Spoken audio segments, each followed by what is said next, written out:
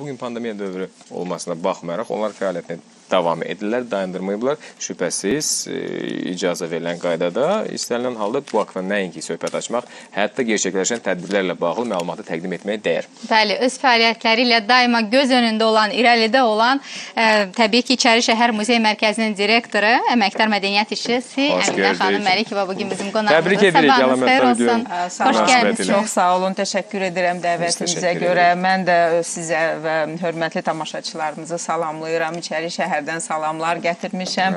Və bugün bütün muzey sahəsində çalışan əməkdaşları, həmkarlarımı və ümumiyyətlə muzey işinə həvəs olanı hamını mən təbrik edirəm.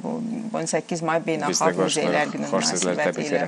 Buyurun, dəvət edək sizi və əgər biz bu əlamətlər, tarixi gün haqqında söhbət açırıqsa, əminliklə deyə bilərik ki, Əminə xanım, İçəri şəhər hər birimizin və eyni zamanda təşrif buyuran istənilən turistin, əcnəbinin maraq dairəsindədir. Mümkünsüzdür, yəni Azərbaycana gələsən və yaxud da ki, Azərbaycan vətəndaşı olasan, bu haqda nəinki düşünməyəsən, ora getməyəsən. Hər hansı bir tədbirlər, əlamətlər, günlər, festivallar, bayramlar ilk olaraq göz önündə nə canlanır? İçəri şəhər və bu tarix memarlıq muzeyi kompleksi, abidələri, hansındakı işlər durmadan davam edir, rekonstruktiv bərpa, konservasiya işləri kənardan baxdıqda bir qədər asan görünə bilər, amma nə dərəcədə çətin əməyin nəticəsidir və bunun arxasında nə böyük zəhmət dayanıb, siz özünüz bunu daha yaxşı bilirsiniz. Dediyiniz kimi bugün 18 may Beynəlxalq Muzeylər Günüdür və bugünün tarixçəsinə nəzər yetirsək 1977-ci ildə Beynəlxalq Muzeylər Şurası tərəfindən bugün ilk dəfə təsis edilmişdi və artıq 44 ildir ki, bütün dünya muzeyləri bu günü qeyd edir. Adətən bütün muzey, bütün incəsənət, tarixi sevənlər bu günü səbirsizliklə gözləyir, çünki bu gündə muzeylərin əksəriyyəti hansısa bir yeni layihələr, sərgilər özə çıxardır. Və Azərbaycanda da ki, bilirsiniz ki, muzeylər bütün dövrlərdə hər zaman çox innovativ, kreativ idi və mən əminəm ki, bütün muzeylər, Respublikamızda fəaliyyət göstərən bütün muzeylər bugünə qoşulacaq və İçəri Şəhər Muzey Mərkəzinin bütün ekspozisiyalarına mən də tamaşaçılarımızı dəvət etmək istəyirəm böyük məmnuniyyətlə. Mən bizim kollektivimizin adından Mədəniyyət kanalının bütün əməkdaşlarına da dərin minnətdarlığımı bildirmək istəyirəm. Çünki bizim işimiz tam olmaz idi sizsiz.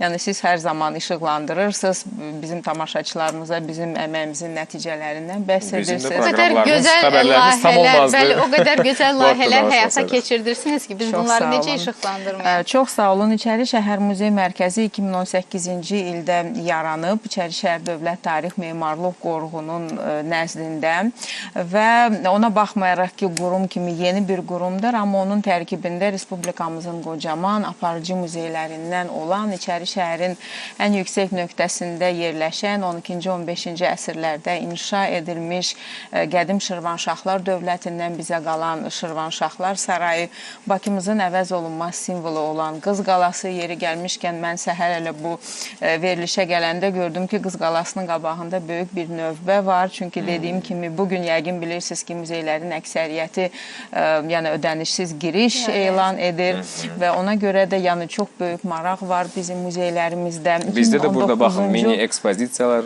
nümayiş olur bizim studiyamızda. Gözəl rəssamımız Kamila xanım əlişidir. Görürəm Kamila xanım, yəni ümumiyyətlə Qız Qalası mövzusu demək olar ki, bütün Azərbaycanlıların, Azərbaycan rəssamlarının yaradıcılığında yəni qırmızı xəttlə keçir və hətta Azərbaycandan kənarda yaşayan xarici rəssamlar da Qız Qalasını çoxlu təsvir edirlər öz yaradıcılığında.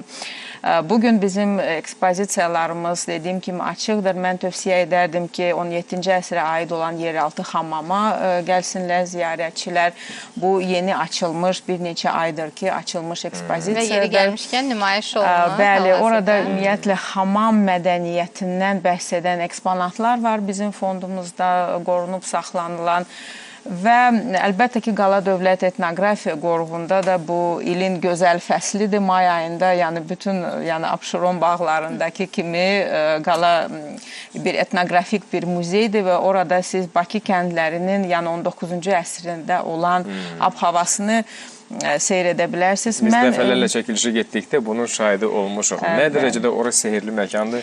Bəli, burada qurama balışları mən hörmətli tamaşaçılarımıza da göstərmək istəyərdim. Bilirsiniz ki, 2020-ci ilin dekabr ayında Qala Dövlət Etnoqrafiya Qoruğunda yeni qurama mərkəzi açılıb və bu yeni bir interaktiv fəaliyyət göstərir Qalada. Yəni, hər kəs öz qurama məhsulunu özü seçə bilər, özü hətta öyrənə bilər. Çünki qurama bizim ənənəvi incəsənət növlərimizdən biridir. Artıq 300 ildən çoxdur ki, qurama sənəti mövcuddur Azərbaycanda və hal-hazırda qurama sənəti bərpa edilir. 2019-cu ildə təsis edilən Respublikamızda ilk dəfə açılmış Bakı Fotoqrafiya evinə də mən böyük məmnuniyyətlə tamaşaçılarımızı dəvət etmək istəyərdim. Orada da müasir və qocaman rəssamlarımızın foto əsərləri var. Ümumiyyətlə, dediyiniz kimi, İçəri şəhər özü bir açıq səma altında bir muzeydir və onun hər bir güşəsində, hər bir küncündə bizim tariximiz canlanır və adətən belə gözəl havada biz hara üst tuturuq, əlbəttə ki, İçəri şəhərə. Xüsusilə pandemiya dövründə bağlı məkanlardan qaçmaq lazımdır və bunun üçün də sizin də qeyd elədiniz. Əslində sadaladığınız böyük bir siyahı idi. Ona görə tamaşaçılar mənə elə gəlir ki, seçim etməkdə çətinlik çəkəcəklər. O qədər maraqlı söylədiniz, heç bir qayda belə ehtiyac qalmır. Siz bütün bu haqda məlumatı təqdim etdiniz və seçim etmək həqiqətən də çox çətindir. Çətindir, bəli. Çox sağ olun. Yəni doğrudan da bu pandemiya dövrü bizim muzey əməkdaşları üçün də bir çağırış oldu və bu bizim üçün ümumiyyətlə muzey və ziyarətçi arasında yeni bir ünsiyyət növünün yeni bir mərhələsi idi.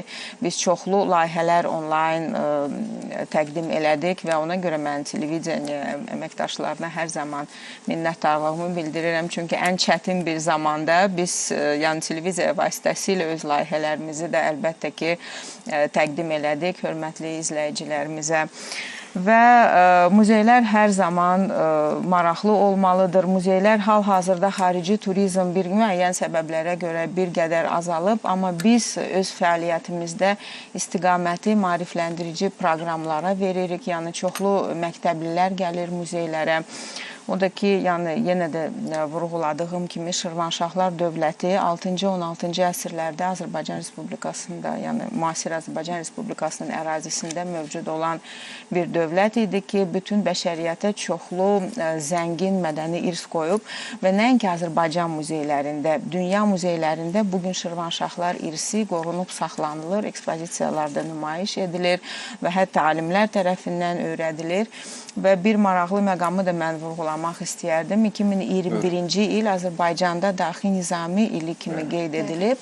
Amma ola bilər ki, çox adam bilmir ki, məhz 12-ci əsrlərdə hakimiyyətdə olan Şirvanşah 1-ci Aksitan daxili nizamiyə bəs onun həmsə beşliyinə daxil olunmuş Leyli və Məcnun poemasını sifariş edib. Və 4 ay ərzində bu poema artıq hazır olmuşdu. Çox maraqlıdır ki, bütün dünyada və Leyli və Məcnun poemasını Şərqin Romeo və Juliettası adlandırırlar. Amma onu da biz yaddan çıxartmamalıyıq. Nizami onu 12-ci əsrdə yazıb, amma dahi Şekspir 300 ildən sonra onu yazıb. Çox güman ki, deməli, əlaqələndirdikdə və yaxud da ki, asosiyativ fikirlər yarananda gərək ki, ilk olaraq bunu nümunə gətirsin. Əlbəttə ki, yəni bu kimi məlumatlar bizim gənclərimiz üçün xüsusən də çox vacibdir və bu kimi məlumatları biz muzey işçiləri çalışırıq bizə gələn ziyarətçilərə təqdim edək.